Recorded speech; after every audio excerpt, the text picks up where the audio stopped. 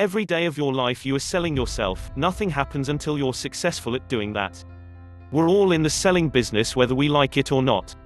It doesn't matter whether you're a lawyer or an accountant, a manager or a politician, an engineer or a doctor.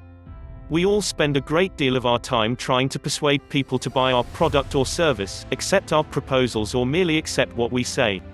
Before you get better at persuading or influencing other people, you need to get better at self-motivation and selling yourself. Here are 10 simple steps to self-motivation. 1. You must believe in the product. Selling yourself is pretty much like selling anything. Firstly, you need to believe in what you're selling. That means believing in you. It's about lots of positive self-talk and the right attitude. The first thing people notice about you is your attitude.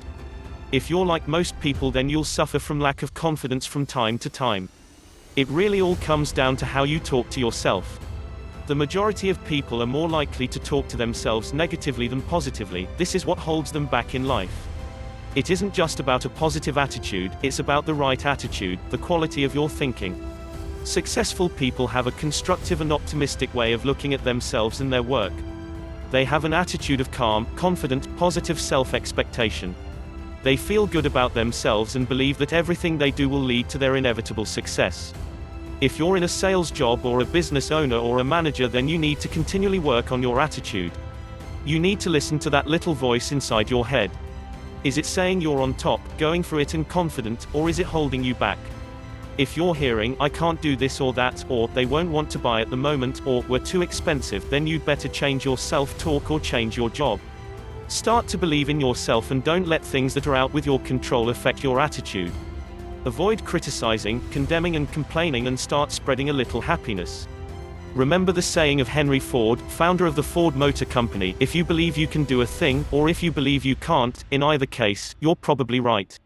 2. The packaging must grab attention. Like any other product we buy, the way the product is packaged and presented will influence the customer's decision to buy. Everything about you needs to look good and you must dress appropriately for the occasion. And don't think that just because your customer dresses casually, that they expect you to dress the same way. The style and color of the clothes you wear, your spectacles, shoes, briefcase, watch, the pen you use, all make a statement about you. 3. Smile. No need to get carried away, you don't need a big cheesy grin, just a pleasant open face that doesn't frighten people away. 4. Use names. Use the customer's name as soon as you can, but don't overdo it. Business is less formal nowadays, however, be careful of using first names initially. Make sure your customer knows yours and remembers it.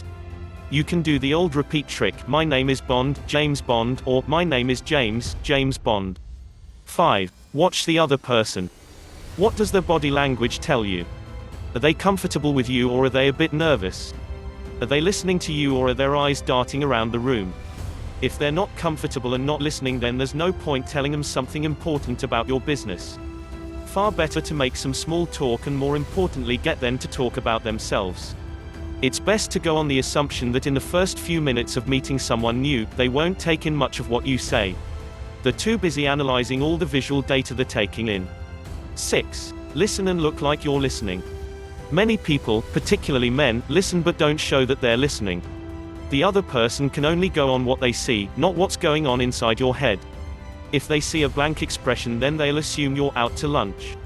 The trick is to do all the active listening things, such as nodding your head, the occasional aha and the occasional question. 7. Be interested. If you want to be interesting, then be interested.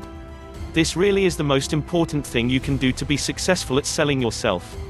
The majority of people are very concerned about their self-image. If they sense that you value them, that you feel that they're important and worth listening to, then you effectively raise their self-image. If you can help people to like themselves, then they'll love you. Don't fall into the trap of flattering the other person, because most people will see right through you and they won't fall for it. Just show some genuine interest in the customer and their business and they'll be much more receptive to what you say. 8. Talk positively. Don't say, "Isn't it a horrible day?" or "Business is pretty tough at present," or anything else that pulls the conversation down. Say things like, "And only the truth, I like the design of this office," or "I've heard some good reports about your new product." 9. Mirror the other person. This doesn't mean mimicking the other person, it just means you speaking and behaving in a manner that is similar to the customer. For example, if your customer speaks slowly or quietly, then you speak slowly or quietly. Remember, people like people who are like themselves. 10. Warm and friendly. If you look or sound stressed or aggressive, then don't be surprised if the other person gets defensive and less than willing to cooperate. If you look and sound warm and friendly, then you're more likely to get a positive response. This isn't about being all nicey. It's about a pleasant open face or a warm tone over the telephone. Before we can get down to the process of selling our product, our service, or our ideas, then we need to be as sure as we can be that the customer has bought us and that we have their full attention.